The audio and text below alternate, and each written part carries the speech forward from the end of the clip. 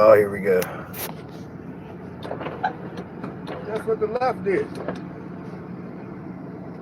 Let me see if I can mute this. What are you talking about? Wrote up a draft to present a law. Wrote up an actual document to legalize cannabis.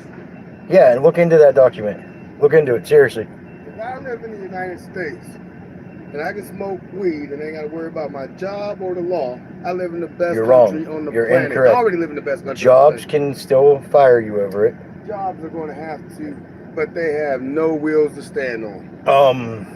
But Because your job say, hey, you can't. anytime anybody, and this goes for anybody watching too. But look, you would never think that them fucks down there in D.C. would ever come up with something Yes, I like do. that. Absolutely. Fuck, Now, here, yeah. just so everybody knows what we're talking about a political party and writing bills. But let me tell you what you need to really do. Read that bill. 3 million jobs instantly. Okay. Just by now read the bill.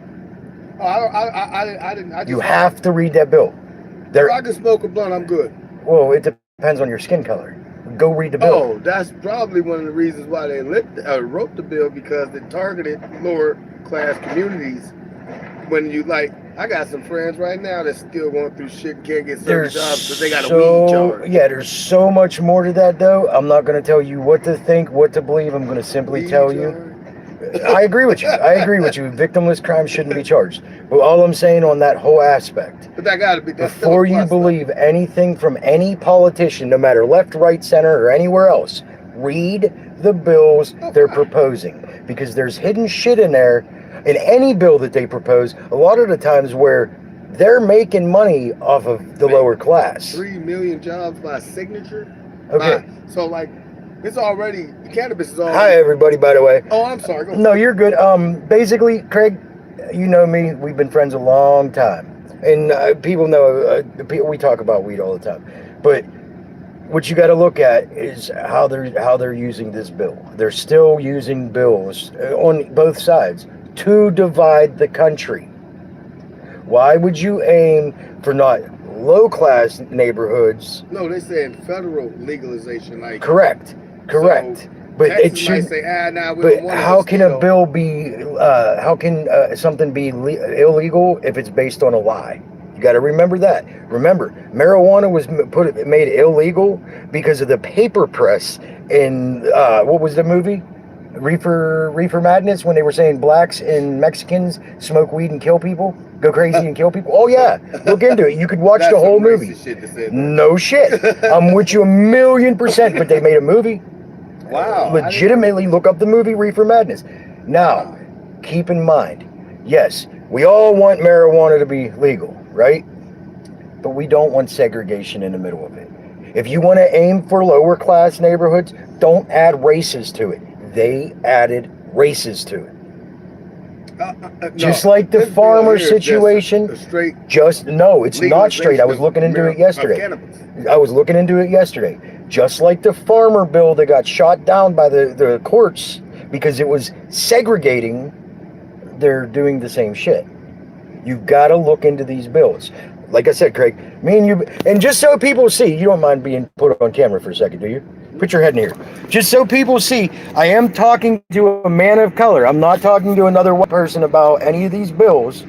I'm talking to a man of color that I absolutely respect. He's a military vet, and we've been friends for a very long time. But what I'm saying, you being a vet, would you want one of your brothers that fought in them wars with you to come over here and not be able to get the same opportunities because of their skin color? Absolutely not. Okay, read the bills. That's all I'm saying. No, definitely. You know what I'm saying? You got to pay attention to that, because honestly, more and more every day we're seeing our country go to shit on both sides.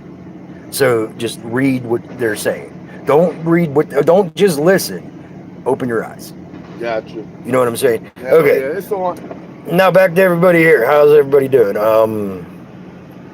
Somebody came to me and asked me about a marijuana bill that's going to be passed. I don't really care about any of the bills that they're passing because they're all frauds.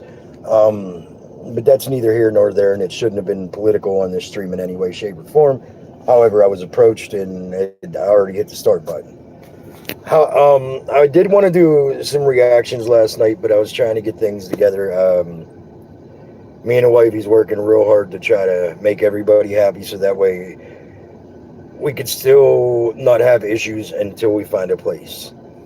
That is one of the things that I wanted to talk about today, though. I've been reaching out to a lot of these places trying to find houses and things of that nature, and I just discovered a big time new scam. And I don't know if it's US wide, worldwide, or anything like that.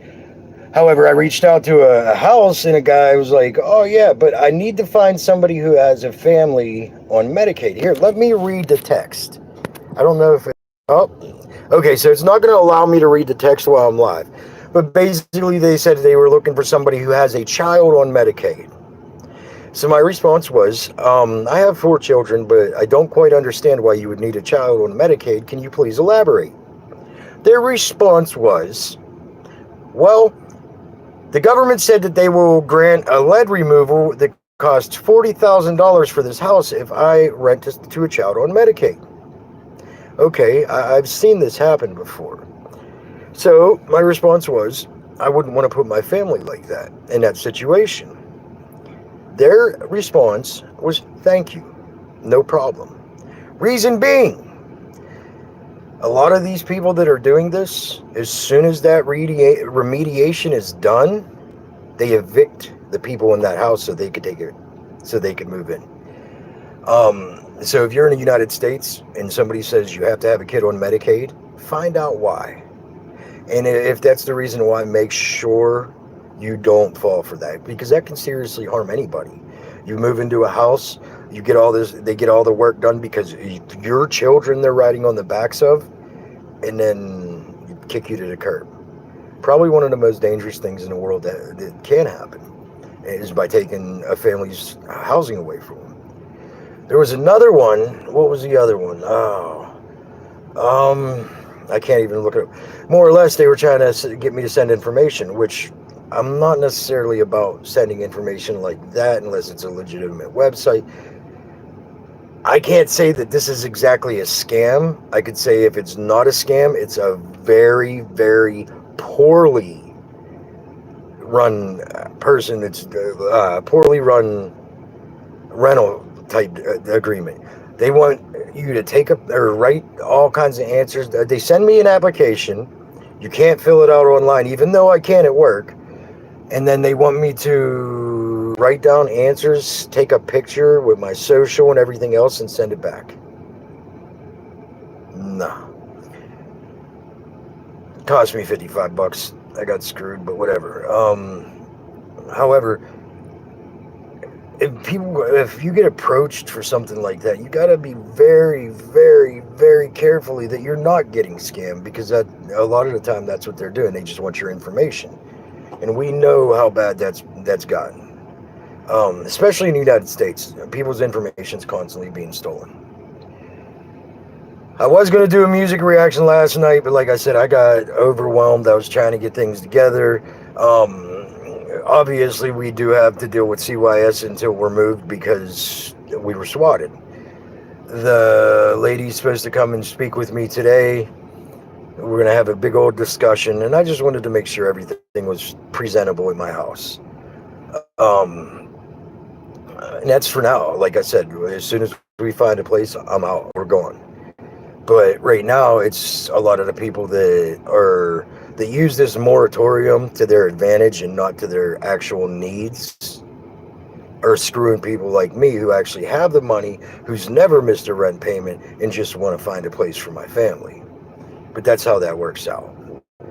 I didn't even expect to be live for 10 minutes, but like I said, Craig kind of interrupted me, and I'm not one to ignore somebody who's trying to interact with me. So yeah, like, there's always going to be speed bumps. As you can see, I still ain't slept very well. But even with the speed bumps, you can't allow people to break you. For a little while there, I was being broken down. Now, every time I think of my kids, I know that I have a mission.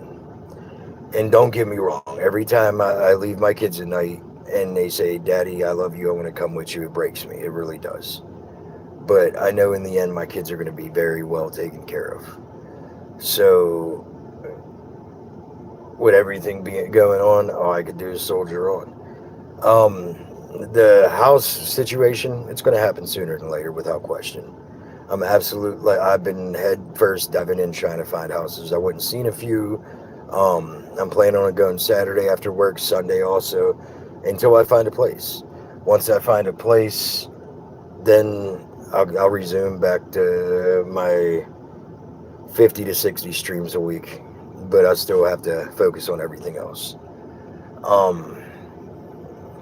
But let me go ahead and end this. We're going on 11 minutes. I don't want to take the last 4 minutes of my break on a stream. And I hope everybody stays positive. Like I say, use me as an example. I'm going through hell and high water, and I'm not on here flipping out, attacking people, going crazy. I'm trying to do my best for my family. So, with that being said, all of you be safe, be positive, and have a great day. I'm out of here.